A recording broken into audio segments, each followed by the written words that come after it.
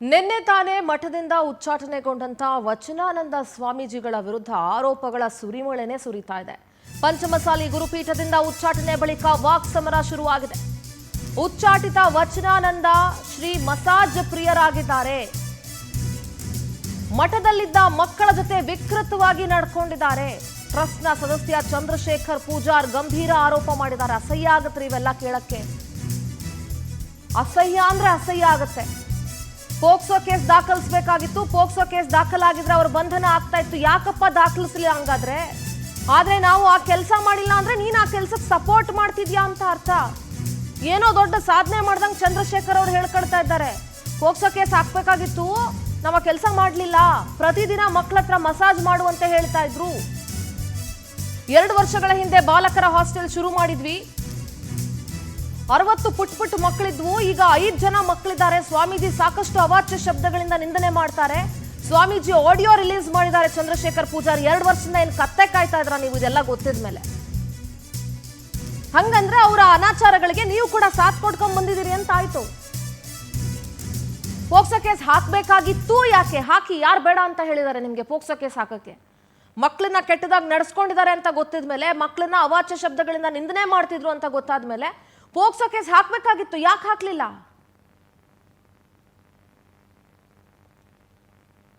ಆದ್ರೆ ನಾವು ಆ ಕೆಲಸ ಮಾಡಿಲ್ಲ ಅಂತ ಏನ್ ನೀವೇನು ಸ್ವಾಮೀಜಿಗೆ ಸೇವೆ ಮಾಡ್ತಿದ್ದೀರೇನು? ಅವ್ರು ಮಾಡಿರೋ ಕೆಲಸ ಮುಚ್ಚಿಟ್ಟು ಹಾಗಾದ್ರೆ ಇನ್ ಕೇಸ್ ಅವ್ರೇನಾದ್ರೂ ಆ ರೀತಿ ಮಾಡಿದ್ರೆ? ಬಂದಾಗ 80 ಮಕ್ಳಿದ್ರು, ಈಗ 5 ಜನ ಮಕ್ಳಿದ್ದಾರೆ ಅಂತಂದ್ರೆ ಇಲ್ಲಿವರೆಗೂ ಯಾಕೆ ಬಾಯ್ಗೆ ಬೀಗ ಹಾಕೊಂಡಿದ್ರಿ? ಇಲ್ಲಿವರೆಗೂ ಯಾಕೆ ಅವ್ರ ಮೇಲೆ ಕಂಪ್ಲೇಂಟ್ ಮಾಡ್ಲಿಲ್ಲ ನೀವು ಟ್ರಸ್ಟಿಗಳು? ಸ್ವಾಮೀಜಿ ಅವರು ತಮ್ಮ ವೈಯಕ್ತಿಕ ಕೆಲಸಗಳಿಗೆ ನಮ್ಮನ್ನು ದುರುಪಯೋಗ ಪಡಿಸಿಕೊಂಡರು. ಅವರು ತಮ್ಮ ವೈಯಕ್ತಿಕ ಕೆಲಸಗಳೆಂದರೆ ಮಸಾಜ್ ಮಾಡೋದು, ಬಟ್ಟೆ ಒಗೆಯುವುದು, ಹೀಗೆ ಮುಂತಾದ ಕೆಲಸಗಳಿಗೆ ನಮ್ಮನ್ನು ಬಳಸಿಕೊಂಡರು. ಹಾಗೆ ಮತ್ತು ನಾವು ಕಾಲೇಜ್ ಹೋಗ್ತೇವೆ ಅಂದ್ರೆ ಸ್ವಾಮೀಜಿಗಳು ಹೊಡೆಯೋದು ಬಡಿಯೋದು ಮಾಡಕಂತ್ರು. ಆಮೇಲೆ ದಾಸೋಹಕ್ಕೆ ಕೂಡ ಹಾಕಿದ್ರು ಸ್ವಾಮೀಜಿಗಳು. ನಾವು ನಮ್ಮ ತಾಯಿಗೆ ಇದ್ವಿ, ಮಠ ಸ್ವಾಮೀಜಿ ಹೊಡ್ಯಾಕಂತಾರಂತೆ. ಆಮೇಲೆ ನಮ್ಮ ತಾಯಿಗಳು ಊರಿಗೆ ಕರ್ಕೊಂಡು ಬಂದರು. ಕಾರಣ ವಚನಾನಂದ ಸ್ವಾಮೀಜಿಗಳು ಹೊಡೆಯೋದು ಬಡಿಯೋದು ಮಾಡಕಂತ್ರು. ಆಮೇಲೆ ದಾಸೋಹಕ್ಕೆ ಕೂಡ ಹಾಕಿದ್ರು ಸ್ವಾಮೀಜಿಗಳು. ನಾವು ನಮ್ಮ ತಾಯಿಗೆ ಇದ್ವಿ, ಮಠ ಸ್ವಾಮೀಜಿ ಹೊಡ್ಯಾಕಂತಾರಂತೆ. ಆಮೇಲೆ ನಮ್ಮ ತಾಯಿಗಳು ಊರಿಗೆ ಕರ್ಕೊಂಡು ಬಂದರು. ಕಾರಣ ವಚನಾನಂದ ಸ್ವಾಮೀಜಿಗಳು ಹೊಡೆಯೋದು ಬಡಿಯೋದು ಮಾಡಕಂತ್ರು. ಆಮೇಲೆ ದಾಸೋಹಕ್ಕೆ ಕೂಡ ಹಾಕಿದ್ರು ಸ್ವಾಮೀಜಿಗಳು. ನಾವು ನಮ್ಮ ತಾಯಿಗೆ ಇದ್ವಿ, ಮಠ ಸ್ವಾಮೀಜಿ ಹೊಡ್ಯಾಕಂತಾರಂತೆ. ಆಮೇಲೆ ನಮ್ಮ ತಾಯಿಗಳು ಊರಿಗೆ ಕರ್ಕೊಂಡು. ದೃಶ್ಯಗಳಲ್ಲಿ ನೋಡ್ತಾ ಇರ್ಬೋದು ನೀವು. ಅಲ್ಲಿ CC ಕ್ಯಾಮ್ರಾ ಫುಟೇಜ್ಗಳನ್ನ ಗಮನಿಸ್ತಾ ಇದ್ದೀರಾ. ಮಕ್ಕಳನ್ನ ಅವರು ಮಸಾಜ್ ಮಾಡೋದಕ್ಕೆ ಬಳಸ್ಕೊಳ್ತಾ ಇದ್ರಂತೆ. ಅವಾಚ್ಯ ಶಬ್ದಗಳಿಂದ ಮಕ್ಕಳಿಗೆ ಬೈತಾ ಇದ್ರಂತೆ. ಇಲ್ಲಿ ವಿಡಿಯೋಗಳಿರೋದನ್ನ ನೋಡ್ತಾ ಇದ್ದೀರಾ ನೀವು. ಇಷ್ಟೆಲ್ಲ ಇದ್ಮೇಲೆ, ಸಾಕ್ಷಿಗಳಿದ್ಮೇಲೆ ಟ್ರಸ್ಟಿಗಳು ಇಲ್ಲಿವರೆಗೂ 2 ವರ್ಷದಿಂದ ಅವ್ರ ಅಂತ ಕೆಲಸ ಮಾಡ್ತಿದ್ರು ಅಂದ್ರೆ 2 ವರ್ಷದಿಂದ ಬಾಯಿ ಮುಚ್ಕೊಂಡು ಯಾಕೆ ಕೂತಿದ್ರಿ ನೀವು ಟ್ರಸ್ಟಿಗಳು? 2 ವರ್ಷದಿಂದ ನೀವು ಯಾಕೆ ಕೆಲಸ ಕಂಪ್ಲೇಂಟ್ ಮಾಡಲಿಲ್ಲ? ಹಂಗಾರೆ 2 ವರ್ಷದಿಂದ ನೀವು ಅವ್ರು ಮಾಡಿರೋ ಅನಾಚಾರಗಳನ್ನೆಲ್ಲ ಮುಚ್ಚಾಕೊಂಡ್ ಬರ್ತಿದ್ರ? ಹಂಗಾರೆ ನೀವು ಟ್ರಸ್ಟಿಗಳು ಅದ್ರಲ್ಲಿ ಭಾಗಿಯಾಗಿದ್ದೀರಾ ಅಂತ ಅರ್ಥ ಅಲ್ವಾ? ಅನಾಥ ಮಕ್ಕಳುಗಳ ಜೊತೆ ಅವರು ವಿಕೃತವಾಗಿ ನಡ್ಕೊಳ್ತಿದ್ರೆ ಅವತ್ತೇ ಅವ್ರನ್ನ ಹೊರಗಡೆ ಹಾಕ್ಬೇಕಾಗಿತ್ತು. 2 ವರ್ಷದ ತನಕ ಏನಕ್ಕೋಸ್ಕರ ಕಾಯ್ತಾ ಇದ್ರಿ? ಯಾವುದಕ್ಕೋಸ್ಕರ ಕಾಯ್ತಾ ಇದ್ರಿ ನೀವು? ಅಷ್ಟೆಲ್ಲ ಸಾಕ್ಷಿ ಪುರಾವೆಗಳಿದ್ದ ಮೇಲೆ ಇದನ್ನೇ ನಾನು ಹೇಳೋದು. ಏನೋ ಒಂದು ಎಡವಟ್ಟಾದಾಗ ಎಲ್ಲವೂ ಹೊರಗಡೆ ಬರುತ್ತೆ. ಅಲ್ಲಿವರೆಗೂ ಎಲ್ಲವೂ ಅಂಡರ್ಸ್ಟ್ಯಾಂಡಿಂಗ್ ಮೇಲೆ ನಡೀತಾ ಇರುತ್ತೆ ಅಂತ. ಹಾವೇರಿ ಪ್ರತಿನಿಧಿ ವೀರೇಶ್ ಬಾರ್ಕಿ ಮಾಹಿತಿಯನ್ನ ನೀಡ್ತಾರೆ. ಇದ್ರ ಬಗ್ಗೆ ನೇರ ಸಂಪರ್ಕದಲ್ಲಿ ಜಾಯ್ನ್ ಆಗ್ತಾ ಇದ್ದಾರೆ. ವೀರೇಶ್, ಚಂದ್ರಶೇಖರ್ ಪೂಜಾರರು ಒಂದು ಕಂಪ್ಲೇಂಟ್ ಮಾಡಿದ್ದಾರೆ, ಅಂದ್ರೆ ಆರೋಪಗಳನ್ನು ಸುರಿಸಿದ್ದಾರೆ. ಮಕ್ಕಳನ್ನ ತುಚ್ಛವಾಗಿ ನಡೆಸ್ಕೊಳ್ತಾ ಇದ್ರು, ಮಕ್ಕಳನ್ನ ಅವಾಚ್ಯ ಶಬ್ದಗಳಿಂದ ನಿಂದಿಸ್ತಾ ಇದ್ರು, ಮಕ್ಕಳನ್ನ ಮಸಾಜ್ ಮಾಡಕ್ ಬಳಸ್ಕೊಳ್ತಾ ಇದ್ರು ಅಂತೆಲ್ಲ ಹೇಳಿ ಪೋಕ್ಸೋ ಕೇಸ್ ಹಾಕ್ಬೇಕಾಗಿತ್ತು. ಆದ್ರೆ ನಾವು ಹಾಕ್ಲಿಲ್ಲ. ಹಾಕಿದಿದ್ರೆ ಗೊತ್ತಾಗಿತ್ತು. First of all POCSO case ಹಾಕ್ಬೇಡಿ ಅಂತ ನಾವ್ಯಾರು ಹೇಳಿಲ್ಲ. ಯಾಕೆ ಹಾಕ್ಲಿಲ್ಲ ಅನ್ನೋದೇ ಈಗಲೂ ನಮ್ಮ ಪ್ರಶ್ನೆ. ಇಷ್ಟು ದಿನ ವಚನಾನಂದ ಶ್ರೀಗಳು ಇಷ್ಟೆಲ್ಲ ಮಾಡ್ತಾ ಇದ್ದಿದ್ದು ಗೊತ್ತಿದ ಮೇಲೆ ಯಾಕೆ ಇಲ್ಲಿವರೆಗೂ ಅವರನ್ನ ಹೊರಗಡೆ ಹಾಕ್ಲಿಲ್ಲ? ಇಲ್ಲಿವರೆಗೂ ಅವ್ರ ಮೇಲೆ ಯಾಕೆ ಒಂದು ದೂರನ್ನು ದಾಖಲು ಮಾಡಿಲ್ಲ? ಏನ್ ಕಥೆ ಇದು ವೀರೇಶ್?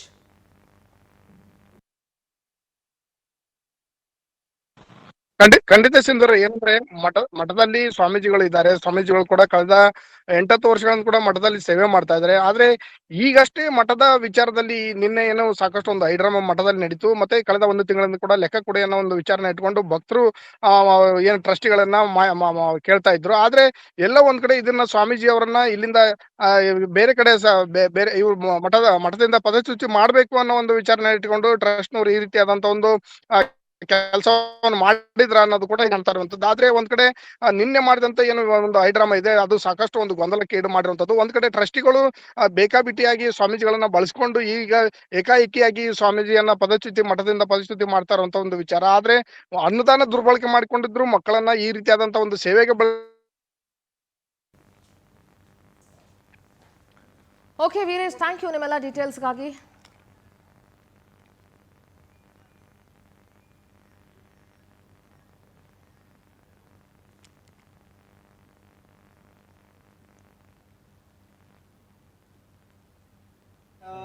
ಲಿಂಗಾಯ ನಮಃ ಗುರುಲಿಂಗಾಯ ನಮಃ ಶಿವಲಿಂಗಾಯ ನಮಃ ಜಂಗಮಲಿಂಗಾಯ ನಮಃ ಓಂ ಗುರುಲಿಂಗಾಯ ನಮಃ ಓಂ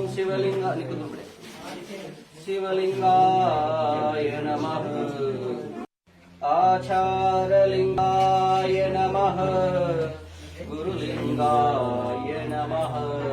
ನೋಡಿ, ವಚನಾನಂದ ಶ್ರೀಗಳು ಧರ್ಮ ಪೂಜೆ ಮಾಡ್ತಾ ಇರುವಂಥ ದೃಶ್ಯಗಳನ್ನು ಗಮನಿಸ್ತಿದ್ದೀನಿ. ನಾನು ಧರ್ಮ ಪೂಜೆ ಅನ್ನಂತ ಹೇಳಬೇಕು, ನನಗೆ ಗೊತ್ತಿಲ್ಲ ಇದು ಯಾವ ಪೂಜೆ ಮಾಡ್ತಾ ಇದ್ದಾರೆ ಅವರು ಅಂತ ಹೇಳಿ. ಯಾಕೆಂದರೆ ಅದರ ಬಗ್ಗೆ ಗೊತ್ತಿದೆ, ಆ ಪದಗಳನ್ನು ಬಳಸೋದು ಕೂಡ ತಪ್ಪಾಗುತ್ತೆ. ಆದರೆ ಇಂಥ ಪೂಜೆ ನಾನಂತೂ ಎಲ್ಲೂ ನೋಡಿಲ್ಲ. ಈ ವಿಡಿಯೋಗಳೆಲ್ಲ ಇವಾಗ ಹೊರಗಡೆ ಬರ್ತಾ ಇದ್ದಾವೆ. ಇಷ್ಟು ದಿನ ಇದು ನೆನ್ನೆ ಮೊನ್ನೆ ಆಗಿರೋ ವಿಡಿಯೋ ಅಂತೂ ಅಲ್ಲ. ಅಂದರೆ ಯಾರೋ ಇದನ್ನು ಸರಿಯಾದ ಟೈಮಲ್ಲಿ ರಿಲೀಸ್ ಮಾಡಬೇಕು ಅಂತ ಕಾಯ್ತಿದ್ರು ಅಂತ ಅನ್ಸುತ್ತೆ. ಈಗ ಒಂದೊಂದೇ ವಿಡಿಯೋಗಳು ಹೊರಗಡೆ ಬರ್ತಾ ಇದೆ. ಉದರಕ್ಕೆ ಅಲ್ಲಿ ಭಸ್ಮವನ್ನು ಬಳಿಯುವಂಥ ಪೂಜೆಯನ್ನು ನಾನಂತೂ ಯಾರಿಗೂ ನೋಡಲಿಲ್ಲ. ಅಲ್ಲಿ ಹೆಣ್ಮಗಳನ್ನು ಕೂರಿಸ್ಕೊಂಡು ಉದರಕ್ಕೆ ಭಸ್ಮ ಬಳಿಯೋ ಪೂಜೆ ನಾನಂತೂ ಎಲ್ಲೂ ನೋಡಿಲ್ಲ. ಸೊ ದೃಶ್ಯಗಳಲ್ಲಿ ನೋಡ್ತಾ ಇದ್ದೀರಿ, ಇದು ವಚನಾನಂದ ಶ್ರೀಗಳು ಮಾಡ್ತಾ ಇರುವಂಥ ಪೂಜೆ. ಇಂಥ ವಿಡಿಯೋಗಳು ಈಗ ವೈರಲ್ ಆಗ್ತಾ ಇದೆ. ಆ ವಿದ್ಯಾರ್ಥಿಗಳು ಯಾವಾಗ ಮಾತಾಡಿದ್ರು, ಯಾವಾಗ ವಿಡಿಯೋ ಮಾಡಿದ್ರು, ನೆನ್ನೆ ಮೊನ್ನೆ ಅಂತೂ ಖಂಡಿತ ವಿಡಿಯೋ ಮಾಡಿರೋದಕ್ಕಾಗಲ್ಲ, ಬಹಳ ದಿನಗಳ ಹಿಂದೆನೇ ಮಾಡಿರ್ತಾರೆ. ಆದರೆ ಇಷ್ಟು ದಿನ ಆದರೂ ಈ ವಿಚಾರಗಳು ಹೊರಗಡೆ ಬಂದಿರಲಿಲ್ಲ. ಈಗ ಒಂದೊಂದಾಗಿ ಅವರನ್ನ ಉಚ್ಚಾಟನೆ ಮಾಡಿದ ನಂತರ ಈಗ ಒಂದೊಂದಾಗಿ ವಿಡಿಯೋ ಬರ್ತಾ ಇದೆ. ಆ ಮಠ ಇದೆಯಲ್ಲ, ಪಂಚಮಸಾಲಿ ಗುರುಪೀಠ ಹರಿಹರ ಮಠ ದಾವಣಗೆರೆ ಇದೆಯಲ್ಲ, 2008ರಿಂದ ಇಲ್ಲಿಯವರೆಗೂ ಆ ಮಠದ ಲೆಕ್ಕವೇ ಕೊಟ್ಟಿಲ್ಲ ಅನ್ನೋ ಒಂದು ಮಾಹಿತಿ ಕೂಡ ಇದೆ. ಒಂದಷ್ಟು ಜನ ಧರ್ಮದರ್ಶಿಗಳು ಮೋಸ ಮಾಡಿದ್ದಾರೆ, ಅಲ್ಲಿ ದುಡ್ಡು ನುಂಗಿದ್ದಾರೆ. ಸುಮಾರು 7-8 ಕೋಟಿ ರೂಪಾಯಿ ದುಡ್ಡು ನುಂಗಿ ನೀರು ಕುಡಿದಿದ್ದಾರೆ ಅನ್ನೋ ಗಂಭೀರ ಆರೋಪ ಇದೆ. ಇವತ್ತು ಗುರುಗಳ ವರ್ತನೆಯ ಬಗ್ಗೆ, ಅವರ ನಡತೆಯ ಬಗ್ಗೆ ಅಲ್ಲಿನ ಟ್ರಸ್ಟಿ ಒಬ್ಬರಲ್ಲಿ ಚಂದ್ರಶೇಖರ್ ಪೂಜಾರ್ ಅವರು ಗಂಭೀರ ಆರೋಪಗಳನ್ನ ಮಾಡಿದ್ದಾರೆ.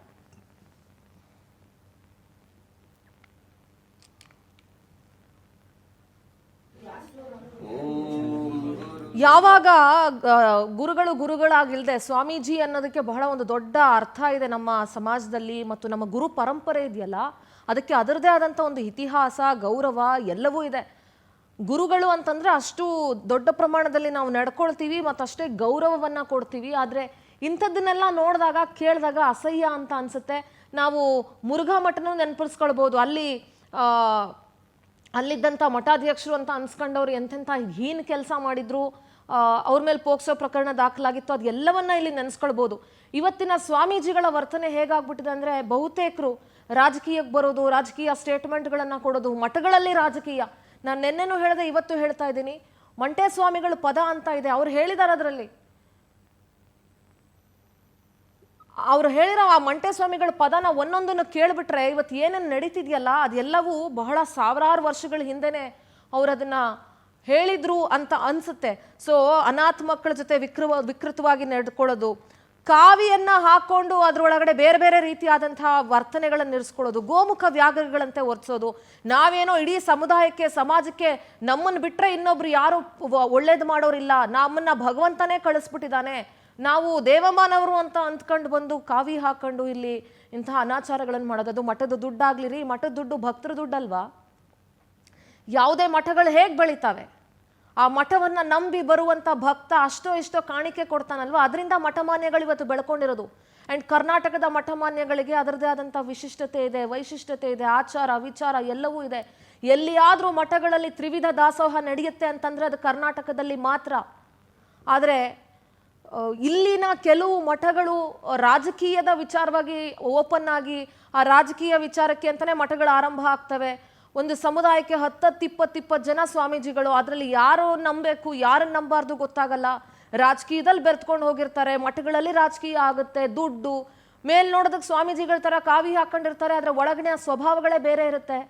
ಇವತ್ತಿನ ಪ್ರಾಕ್ಟಿಕ್ಯಾಲಿಟಿ ಮಾತಾಡ್ತಾ ಇದ್ದೀನಿ ನಾನು. ಬಹಳಷ್ಟು ಜನ, ಕ್ಷಮೆ ಇರಲಿ, ನಾನು ಎಲ್ಲ ಸ್ವಾಮೀಜಿಗಳು ಅಂತ ಹೇಳ್ತಾ ಇಲ್ಲ. ಇವತ್ತು ನಾವು ಗೌರವದಿಂದ ಪೂಜೆ ಮಾಡುವಂಥ ಅಥವಾ ನಮಿಸುವಂಥ ಹಲವಾರು ಸ್ವಾಮೀಜಿಗಳಿದ್ದಾರೆ. ಆದರೆ ಇಂಥ ಕೃತ್ಯಗಳನ್ನೆಲ್ಲ ನೋಡಿದಾಗ ಆ ಸ್ವಾಮೀಜಿ ಅಥವಾ ಗುರು ಪರಂಪರೆ ಅನ್ನೋದಿದೆಯಲ್ಲ, ಅದ್ರ ಮೇಲೆ ದಿನಕ್ಕೂ ದಿನಕ್ಕೂ ದಿನಕ್ಕೂ ನಂಬಿಕೆಯನ್ನು ಕಳ್ಕೊಳ್ತಾ ಇದ್ದೀವಿ ನಾವು. ಗೌರವ ಕಡಿಮೆ ಆಗ್ತಾ ಇದೆ. ಒಬ್ಬ ಮಠಾಧೀಶರನ್ನ ಮಠದಿಂದ ಉಚ್ಚಾಟನೆ ಮಾಡ್ತಾರೆ ಅಂತಂದ್ರೆ ಅಲ್ಲಿಯ ರಾಜಕೀಯ ಎಷ್ಟಿರಬೇಕು, ಒಳ ರಾಜಕೀಯ ಯೋಚನೆ ಮಾಡಿ.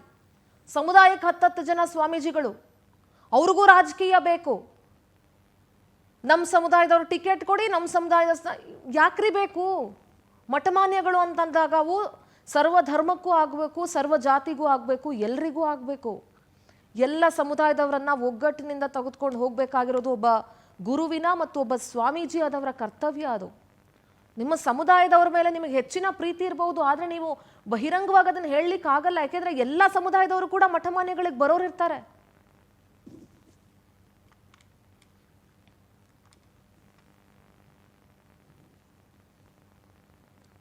ಪೋಕ್ಸೋ ಕೇಸ್ ಹಾಕಬೇಕಾಗಿತ್ತು, ನಾವು ಹಾಕಲಿಲ್ಲ ಅಂತಂದ್ರೆ ಹಾಕಿ, ತಪ್ಪು ಮಾಡಿದ್ರೆ ಅನುಭವಿಸ್ಲಿ. ಯಾಕೆ ಮುಚ್ಚಿಡ್ತಾ ಇದ್ದೀರಿ? ಯಾಕೆ ಅವ್ರನ್ನ ಸೇಫ್ ಗಾರ್ಡ್ ಮಾಡ್ತಾ ಇದ್ದೀರಿ?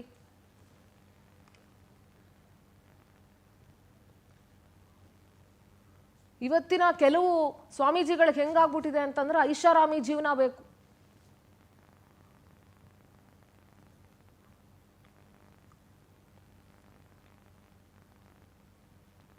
ಸೊ ಇದು ಇವತ್ತಿನ ಪರಿಸ್ಥಿತಿ.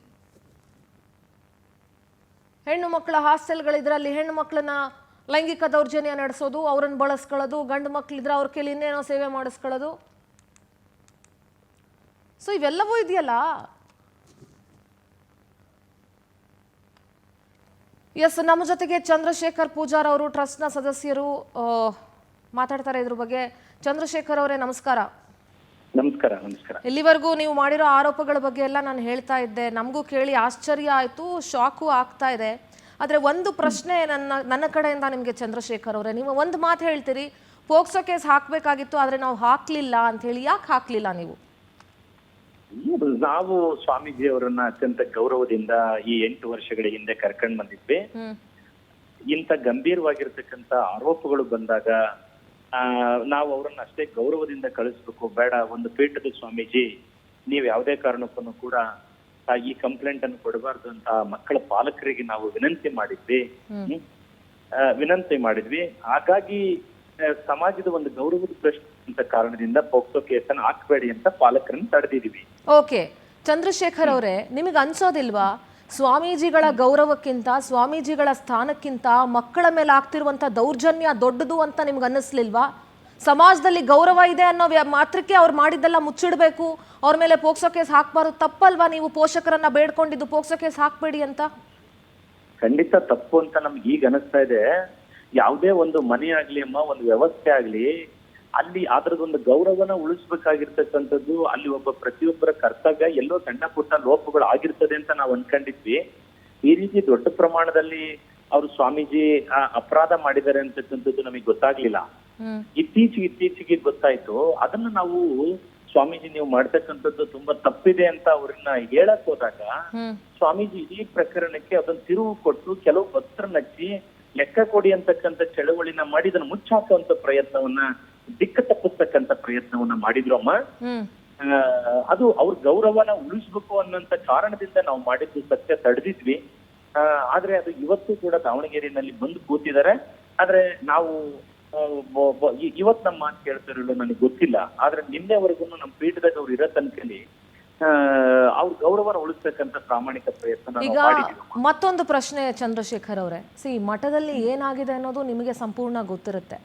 ಈಗ ನಡೀತಾ ಇರುವಂಥ ಘಟನೆಗಳು ಮತ್ತು ನಿಮ್ಮ ಮಾತಿನ ಆಧಾರದ ಮೇಲೆ ನಾನು ಈ ಪ್ರಶ್ನೆ ಕೇಳ್ತಾ ಇದ್ದೀನಿ. ನೀವು ಅಂದ್ರಿ ಅವರು ಒಂದಷ್ಟು ಜನನ ಕರ್ಕೊಂಬಂದು ಲೆಕ್ಕ ಕೇಳಿ ಈ ಪ್ರಕರಣದ ದಿಕ್ಕು ತಪ್ಪಿಸೋದಕ್ಕೆ ನೋಡಿದ್ರು ಅಂತ ಹೇಳಿ. ನಾನು ತಿಳ್ಪಟ್ಟೆ 2008ರಿಂದ ಇಲ್ಲಿವರೆಗೂ ಮಠದ ಲೆಕ್ಕ ಹೊರಗಡೆ ಬಂದಿಲ್ಲ ಮತ್ತು 7ರಿಂದ 8 ಕೋಟಿ ರೂಪಾಯಿ ಅಲ್ಲಿ ಟ್ರಸ್ಟಿಗಳು ಧರ್ಮದರ್ಶಿಗಳೇ ಒಂದಷ್ಟು ಜನ ಅದನ್ನ ಲೂಟಿ ಮಾಡಿಬಿಟ್ಟಿದ್ದಾರೆ ಅಂತೆಲ್ಲ ಸುದ್ದಿ ಬಂತು. ಆದರೆ ನನ್ನ ಪ್ರಶ್ನೆ ನಿಮಗೆ, ಪ್ರಕರಣ ಮುಚ್ಚಾಕೋದಕ್ಕೆ ಸ್ವಾಮೀಜಿ ಪ್ರಯತ್ನ ಪಟ್ಟರು, ಹಂಗಾಗಿ ಹೊರಗಡೆ ಹಾಕಿದ್ವಿ ಅಂತ ನೀವು ಹೇಳಿದ್ರಿ. ಅದು ನಾನು ನಿಮ್ಮ ಟ್ರಸ್ಟಿಗೆ ಬಿಟ್ಟಿದ್ದು, ನಿಮ್ಮ ಮಠಕ್ಕೆ ಬಿಟ್ಟಿದ್ದದು. ಆದರೆ ಲೆಕ್ಕನ ಯಾರೇ ಬಂದು ಕೇಳಿದ್ರು ನಿಮ್ಮ ಲೆಕ್ಕ ಕರೆಕ್ಟ್ ಆಗಿದ್ದಾಗ ಲೆಕ್ಕ ಕೊಟ್ಟು ತಗೊಳ್ಳಿ, ನಮ್ಮ ಲೆಕ್ಕ ಕರೆಕ್ಟ್ ಆಗಿದೆ, ಅವ್ರು ಇಂತಿಂತ ಕೆಲಸ ಮಾಡಿದ್ದಾರೆ, ಅವ್ರನ್ನ ಹೊರಗಡೆ ಹಾಕ್ತಿದೀವಿ ಅಂತ ಹೇಳ್ಬೋದಾಗಿತ್ತು. ಲೆಕ್ಕ ಯಾರು ಬಂದು ಕೇಳಿದ್ರು ತಪ್ಪಿಲ್ಲ ಅಂತ ಅಂದ್ಕೋತೀನಿ ನಾನು. ಅಲ್ಲಮ್ಮ, ಇವತ್ತು 2008ರಿಂದ ಇವತ್ತು 2026 18 ವರ್ಷಗಳ ಕಾಲ ನಮ್ದು ಪೂರ್ಣ ಪ್ರತಿ ವರ್ಷ ಆಡಿಟೆಡ್ ಬ್ಯಾಲೆನ್ಸ್ ಶೀಟ್ಸ್ ಇದೆ. ಸಂಪೂರ್ಣ ನಾವೇನೇ ಕೆಲಸ ಕಾರ್ಯಗಳನ್ನ ಮಾಡಿದ್ರು ಕೂಡ ಅದನ್ನ ನಾವು ಸರ್ಕಾರ ಸ್ಯಾಂಕ್ಷನ್ ಮಾಡಿದ್ದು ಸರ್ಕಾರಕ್ಕೂ ಲೆಕ್ಕ ಕೊಟ್ಟಿದೀವಿ. ಆಮೇಲೆ ನಮ್ಮಲ್ಲಿ ಆಡಿಟ್ ಮಾಡ್ತಿದೀವಿ, ಇನ್ಕಮ್ ಟ್ಯಾಕ್ಸ್ ಗೆ ಅದನ್ನ ಫೈಲ್ ಮಾಡಿದೀವಿ. ಅಮ್ಮ ಯಾರು ಕೇಳಿದ್ರು ಕೂಡ ಎಲ್ಲ ದಾಖಲೆಗಳು ನಮ್ಮ ಹತ್ರ ಇದೆ. ಅವ್ರಿಗೆ ಲೆಕ್ಕ ಬೇಕಾಗಿಲ್ಲ. ಸ್ವಾಮೀಜಿಗಳು ಭಕ್ತರನ್ನ ಡೈವರ್ಟ್ ಮಾಡಿ ನನ್ನ ಮೇಲೆ ಕ್ರಮ ತಗೊಳ್ಬಾರ್ದು ಅಂತ ಹೇಳಿ ಇನ್ನೊಂದು ಗುಂಪನ್ನ ಎತ್ತಿ ಕಟ್ಟತಕ್ಕಂತ ಪ್ರಯತ್ನಗಳನ್ನ ಅದಕ್ಕೆ ನೀವುಗಳೇ ಕಾರಣ ಅಲ್ವಾ ಚಂದ್ರಶೇಖರ್ ಅವರೇ? ಇಲ್ಲಿಯವರೆಗೂ ಅವ್ರು ಮಾಡಿದಂತ ಎಲ್ಲಾ ಕೆಲಸಗಳನ್ನ ಮುಚ್ಚಿಟ್ಕೊಂಡ್ ಬಂದಿದ್ದಕ್ಕೆ ನೀವು ಅದರಲ್ಲಿ ಕಾರಣದಾರರು ಅಂತ ಅನ್ನಿಸ್ತಾ ಇಲ್ವಾ ನಿಮ್ಗೆ? ಖಂಡಿತ ಎಲ್ಲೋ ಒಂದ್ ಕಡೆ ಸಮಾಜದ ಗೌರವ ಅನ್ನೋಂತ ಕಾರಣದಿಂದ ನಾವು ಮುಚ್ಕೊಂಡ್ ಬಂದ್ವಿ, ಅದನ್ನ ಉಳಿಸ್ಬೇಕು ಅಂತ ಹೇಳಿ. ಇವತ್ತು ಉಳಿಲಿಲ್ವಲ್ಲ, ಇವತ್ತು ಇಡೀ ಮಠದ ಗೌರವ ಹೋಯ್ತಲ್ವಾ? ಹೌದು, ಮಠದ ಗೌರವ ಹೋಯ್ತು. ಇವತ್ತು ನಮಗೆಲ್ಲ ಪಶ್ಚಾತ್ತಾಪ ಆಗ್ತಾ ಇದೆ. ಇವತ್ತು ಅವರು ಹೇಳಿದ್ರು ನಿನ್ನೆ ಸರ್ಕಾರದಿಂದ ಯಾವ್ದೋ 10 ಕೋಟಿ ಸ್ಯಾಂಕ್ಷನ್ ಆಗಿತ್ತು, ಅದರಲ್ಲಿ ದುಡ್ಡು ಲೂಟಿ ಮಾಡಿದ್ದಾರೆ, ಅದನ್ನೆಲ್ಲ ನಾನು ಪ್ರಶ್ನೆ ಮಾಡಿ ಲೆಕ್ಕ ಕೇಳಕ್ ಹೋಗಿದ್ದಕ್ಕೆ ಈಗ ಅದನ್ನೆಲ್ಲ ಅವರು ನನ್ನನ್ನು ಹೊರಗಡೆ ಹಾಕಿದ್ದಾರೆ ಅಂತ ಹೇಳಿದ್ರು. ಖಂಡಿತ ಯಾವುದೇ ತರದ ಸರ್ಕಾರದಿಂದ ಬಂದಂತ 10 ಕೋಟಿ ಹಣವನ್ನ ಸಂಪೂರ್ಣವಾಗಿ ಸದ್ಬಳಕೆ ಮಾಡಿ ವಿದ್ಯಾರ್ಥಿ ಭವನವನ್ನ ಕಟ್ಟಿ ಪೂರ್ಣ ಹಂತಕ್ಕೆ ಬಂದಿದೆ. ಆ ಸ್ವಾಮೀಜಿ ಹೇಳ್ತಕ್ಕಂಥ ವಿಚಾರದಲ್ಲಿ ಯಾವುದೇ ಹುರುಳಿಲ್ಲ. ಹಾಗಾದ್ರೆ ಒಂದ್ ಕೆಲಸ ಮಾಡಿ ಚಂದ್ರಶೇಖರ್ ಅವರೇ, ಈಗ ಹೊರಗಡೆ ನಿಮ್ಮ ಸಮುದಾಯದವರು ಇದ್ದಾರೆ, ಬಹಳಷ್ಟು ಜನ ಇದ್ದಾರೆ, ಆಮೇಲೆ ಅದು ಸಾರ್ವಜನಿಕ ಆಸ್ತಿ. ಹಾಗಾಗಿ ನಿಮ್ಮ ಮಠದಿಂದನೇ ಟ್ರಸ್ಟಿಗಳು ಧರ್ಮದರ್ಶಿಗಳೆಲ್ಲ ಸೇರ್ಕೊಂಡು ಒಂದು ಲೆಕ್ಕಪತ್ರದ ಒಂದು ಪ್ರೆಸ್ ಮೀಟೇ ಮಾಡ್ಬಿಡಿ ಅಲ್ಲ, ಆಗ ಸ್ವಾಮೀಜಿಗೂ ಮಾತಾಡೋದಕ್ಕೆ ಅವಕಾಶ ಇರೋದಿಲ್ಲ. ಈಗ ನಾವು ನಿನ್ನೆ ಎಲ್ಲ ಧರ್ಮದರ್ಶಿಗಳು ಒಂದು ಸಭೆ ಮಾಡಿ ಒಂದು ತೀರ್ಮಾನಕ್ಕೆ ಬಂದಿದೀವಿ. ಅದನ್ನ ಸಾರ್ವಜನಿಕವಾಗಿ ಪೋರ್ಟಲ್ ಒಳಗೆ ಯಾರು ಬೇಕು ಅದ್ರ ಮೇಲೆ ನೋಡ್ಕೊಳ್ಳೋದಕ್ಕೆ ಆ ಲೆಕ್ಕಪತ್ರಗಳನ್ನ ಪೋರ್ಟಲ್ ಹಾಕಿಬಿಟ್ಟು ಅದನ್ನ ಎಲ್ಲ ಬಹಿರಂಗಗೊಳಿಸ್ಬೇಕು ಅಂತ ಹೇಳಿ ತೀರ್ಮಾನ ಮಾಡಿ. ಬಹಳ ಒಳ್ಳೆ ನಿರ್ಧಾರ ಅದು. ಯಾಕಂದ್ರೆ ಮಠದ ಮೇಲೆ ಮಠಗಳನ್ನ ಭಕ್ತರು ನಂಬುವಾಗ ಮಠಗಳು ಟ್ರಾನ್ಸ್ಪರೆಂಟ್ ಆಗಿರ್ಬೇಕಾಗುತ್ತೆ ಚಂದ್ರಶೇಖರ್ ಅವರಲ್ವಾ? ಖಂಡಿತಮ್ಮ. ಇವತ್ತು ಮಠಗಳು ಬೆಳೀತಾ ಇರೋದು ಕೇವಲ ಸರ್ಕಾರದಿಂದ ಮಾತ್ರ ಅಲ್ಲ, ಅಲ್ಲಿಗೆ ಬರೋ ಭಕ್ತರ ನಂಬಿಕೆಯಿಂದ ನಡೀತಾ ಇರೋದು ಮಠಗಳು.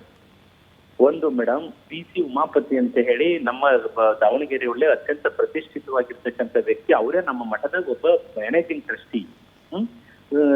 ಇವತ್ತು 100 ಕೋಟಿ ರೂಪಾಯಿ ಶ್ರೀಮಂತರು ನಮ್ಮ ಮಠಕ್ಕೆ ಬಹಳಷ್ಟು ಸಂದಿಗ್ಧ ಪರಿಸ್ಥಿತಿ ಒಳಗೆ ಈ ಒಂದು ವಿಡಿಯೋ ವೈರಲ್ ಮಾಡಿದಾರಲ್ಲ, ಒಬ್ಬ ಮಹಿಳೆಗೆ ಅವರು ಅದೇನೋ ಪೂಜೆ ಮಾಡ್ತಿರೋದು, ಏನೋ ಪೂಜೆ, ಅದ್ ಏನ್ ಪೂಜೆ ನನಗೆ ಗೊತ್ತಿಲ್ಲ, ನೀವು ಅದ್ರ ಬಗ್ಗೆ ತಿಳಿಸ್ಬೋದಾ? ಏನ್ ವಿಡಿಯೋ ಅದು ಅಂತ?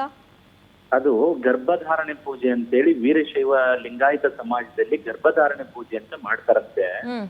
ನನಗೂ ಅದ್ರ ಬಗ್ಗೆ ಇಂಟೆಕ್ಟ್ ಗೊತ್ತಿಲ್ಲ. ಆದ್ರೆ ಈ ಅವಿವೇಕಿ ಸ್ವಾಮಿ ಯಾವ ರೀತಿ ಪೂಜೆ ಮಾಡ್ಬೇಕು, ಗರ್ಭಧಾರಣೆ ಪೂಜೆ ಅನ್ನುವಂಥದ್ದು ಗೊತ್ತಿಲ್ಲದೆ ಆ ಹೆಣ್ಣು ಮಗಳ ಒಟ್ಟಿಗೆಲ್ಲ ಪೂಜೆ ಮಾಡ್ತಾರೆ.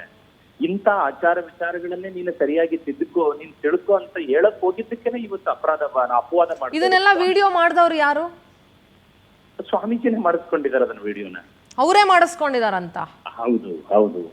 ನಿಮ್ಗೆ ಹೆಂಗ್ ಸಿಕ್ತು ಈ ವಿಡಿಯೋ? ವಿಡಿಯೋ ನಮಗ್ ಸಿಕ್ಕಿಲ್ಲ. ಇದು ಬೇರೆ ಸ್ವಾಮೀಜಿ ಏನ್ ಮಾಡ್ತಾರೆ ಅಂದ್ರೆ ಅವ್ರೆಲ್ಲ ವಿಡಿಯೋ ಮಾಡ್ಕೊಂಡು ಅವರೇ ಫೇಸ್ಬುಕ್ ಅಲ್ಲಿ ಹಾಕೋತಾರೆ. ಇದು ನಾವ್ಯಾರು ತಗೊಂಡಿರೋಂತ ವಿಡಿಯೋ ಅಲ್ಲ, ಸ್ವಾಮೀಜಿನ ಮಾಡಿಸ್ಕೊಂಡು ಅವರೇ ಫೇಸ್ಬುಕ್ ಅಲ್ಲಿ ಡೌನ್ಲೋಡ್ ಮಾಡ್ಕೊಂಡಿರೋದು. ಓಕೆ, ಆಲ್ ರೈಟ್ ಚಂದ್ರಶೇಖರ್ ಅವರೇ, ನೋಡಿ ಇದೆಲ್ಲವೂ ಸಮಾಜದಲ್ಲಿ ಹೊರಗಡೆ ಸರಿ ಕಾಣೋದಿಲ್ಲ. ಮಠಗಳ ಮೇಲಿನ ನಂಬಿಕೆ ಕುಗ್ಗೋದಕ್ಕೆ ನೀವು ಟ್ರಸ್ಟಿಗಳು ಧರ್ಮದರ್ಶಿಗಳು ನೀವುಗಳು ಕಾರಣೀಕರ್ತರಾಗ್ತೀರಿ. ಎಲ್ಲಿವರೆಗೂ ಮುಚ್ಚಿಡ್ಕೊಂಡು ಬರ್ತೀರೋ ಅಲ್ಲಿವರೆಗೂ ನಿಮ್ದು ಆ ತಪ್ಪಲ್ ಪಾತ್ರ ಇರುತ್ತೆ ಅನ್ನೋದನ್ನ ಮರಿಬೇಡಿ.